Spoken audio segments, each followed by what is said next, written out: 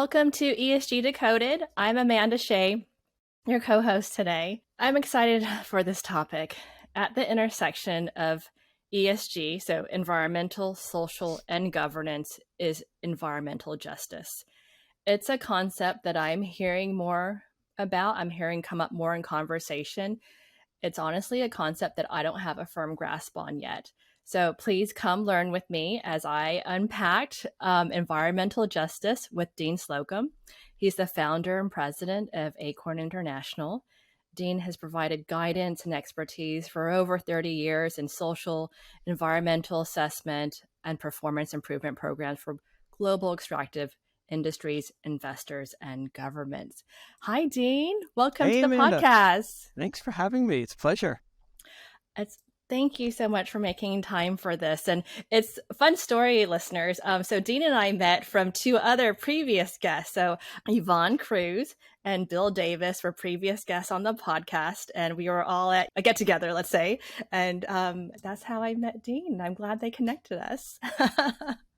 Got to go to those extracurriculars, right? So Dean, tell us a little bit about yourself and Acorn International to start off with. Sure, yeah. I'm a sociologist by training and started my career with US EPA Region 2. Well, actually, I went to Region 2 back when EPA was just first starting to think about putting social into the NEPA process. And so, believe it or not, as a guy who studied sociology in college, we actually had a job doing sociology. And to this day, I continue to practice social science for a living. And even better, I'm joined by a group of extremely talented and passionate social scientists that work with me at Acorn International. So our mission is to work with businesses and primarily with the energy and mining industry, transition minerals industry, and their investors to help those companies that are operating typically in higher risk or emerging risk situations to really thrive create the relationships with their host communities and with their labor forces in a way that they can all thrive together.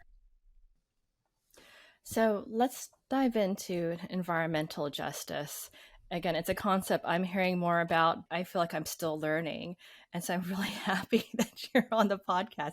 But can you tell us a little bit of basics about the concept? Yeah, sure. So EJ, we'll call it EJ, right? That's you're now in the club, so you can call it EJ. It traces, the term traces its roots back a while, but really 30 years ago during the Clinton administration, President Clinton signed an executive order kind of enshrining and codifying environmental justice and putting the EPA in charge of a working group, a multi-agency working group, to study those communities that have been disproportionately impacted by industrial activities, right? So by social and primarily environmental or public health impacts from industrial activities that have been facilitated by U.S. government policy and decision-making. So during that time, the Clinton administration directed the agencies to do, number one, identify those communities. Number two, establish strategies for trying to understand how to avoid those disproportionately significant impacts on such communities. And then three is take actions, right, to limit those activities through federal funding or federal decision-making. You'll probably ask, but, we're hearing about it a lot more now than we heard about it 30 years ago. And we can talk about why if you'd like. I'd love to. Yes. What are some of the drivers behind this? Why am I hearing about it more? Yeah. First reason is that the Biden administration has made it a point to bring EJ back into the forefront of decision-making, of federal policy decision-making. And that's found its way into decision-making for private industries like the ones that we work for and you guys work for and many of your listeners are represented by. So because the federal government is making sure to look at environmental justice considerations in its permitting, in its grant making, that's one area where we're seeing it. It's pretty pervasive right now because of the Biden administration's initiatives.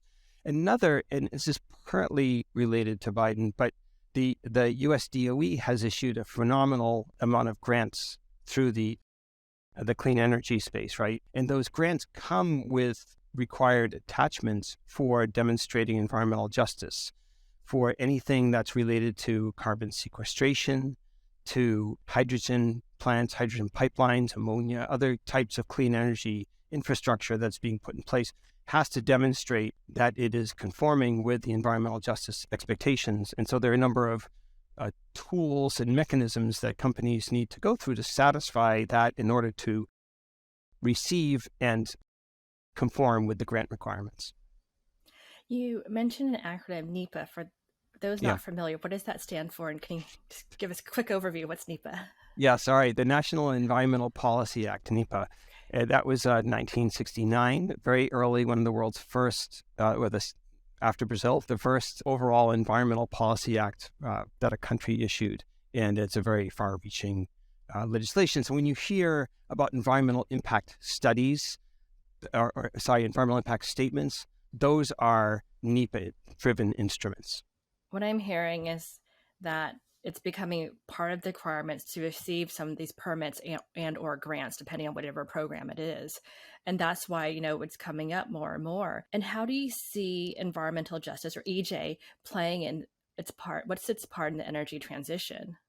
Well, number one, the grants that we've talked about, the DOE grants that are really in place, Amanda, as you know, to really try to promote and really catalyze the clean energy projects that companies that are involved in the energy transition are very active in. So what we used to know as oil companies are now some of the biggest energy transition companies. Those companies are taking advantage of these DOE grants as is intended, right? That's the purpose of those grants. In doing so, they're needing to be very, very purposeful and careful in integrating environmental justice considerations and plans into their own operating plans. So these companies, as you can imagine, they're very, very good at planning and executing projects.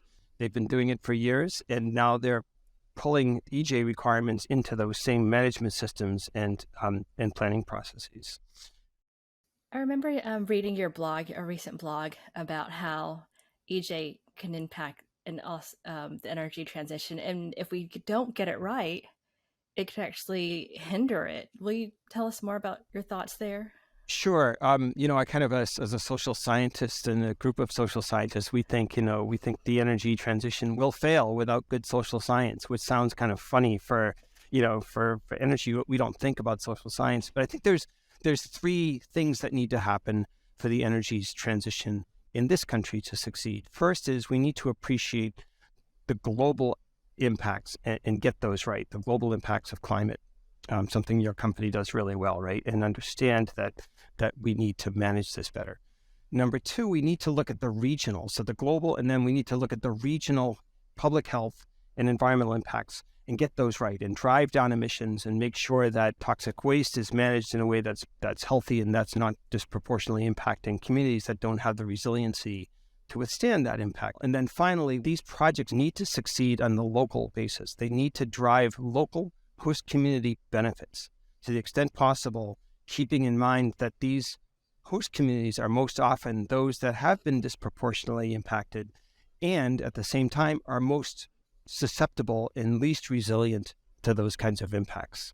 So if we don't succeed on all three of those fronts, we're not going to get the kind of return on investment and uptake on the energy transition that's needed. And social science is critical to that local piece, to really understanding why are these communities disproportionately impacted? What does it mean that they're impacted that way? What can we do to understand and help promote better resilience while at the same time reducing those impacts? Help me and our listeners understand social science more. I think the S is one of those things that sometimes feels fuzzy and feels difficult to measure and quantify. So I would love to learn a little bit more about social science. Yeah, so we think of social science as just that, a science, right? And so when we work with clients, we encourage them to think about social risk just like you'd think about as engineering risk or reservoir risk, financial or legal risks. It's not something that, as you said, your eyes should glaze over. It's that you think of as fuzzy and unmanageable. It is manageable. There are scientific precepts and there are predictable, maybe not models, but there are predictable methods that can be used to understand and codify and measure social risks, right? And then once we can measure them, as you know, then we can start to manage them effectively and to track how we're managing that and what the impact has been of our management efforts, how effective it is. There are social risk management protocols we use, risk ranking criteria that we use. It's a number of mechanisms, much like you would use, maybe less mathematic, but much like you would use for managing some of these other risks that don't make people's, eyes glaze over.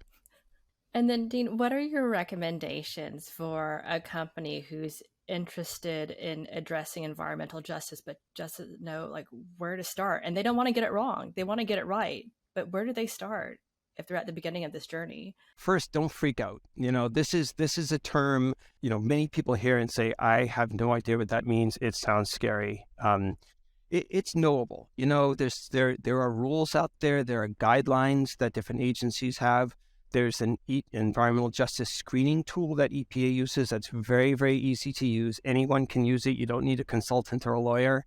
It's on the website. Don't let this kind of catch you like a deer in the headlight. This is a knowable thing. Take some time to learn about it. Take some time to read. We have information on our website. EPA has some actually understandable information on their website. The White House's Council on Environmental Quality has some good resources as well. Take time to think about how environmental justice actually fits in with your company's purpose, right?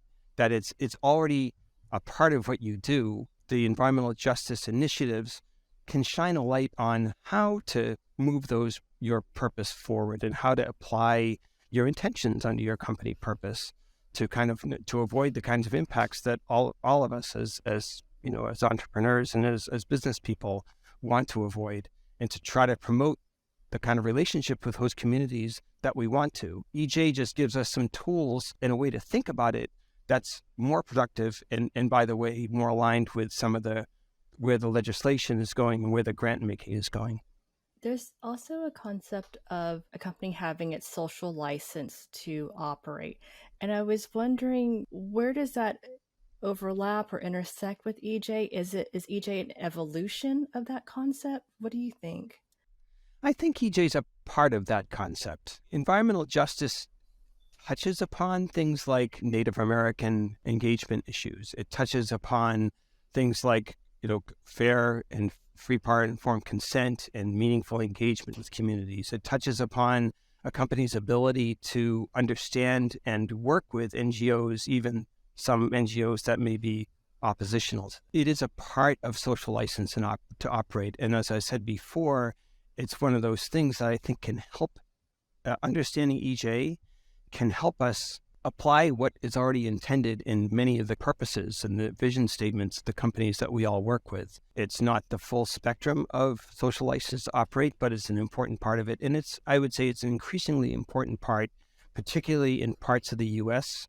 where we're working in urban environments or rural environments that have had strong exposure to mining. We've run into some uranium storage areas out in the West that have had disproportionate impacts. So particularly in areas like that, understanding EJ and the mechanisms and the guidelines that come with it can really help secure that part of your social license.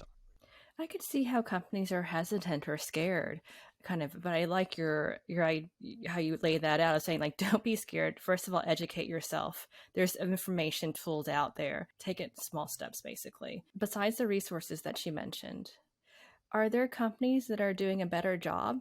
Are there better case studies that our listeners can go try to look up and see what they're doing? I think we're all learning right now, right? Environmental justice became popular 30 years ago under the Clinton administration, but that was really public sector focusing on it.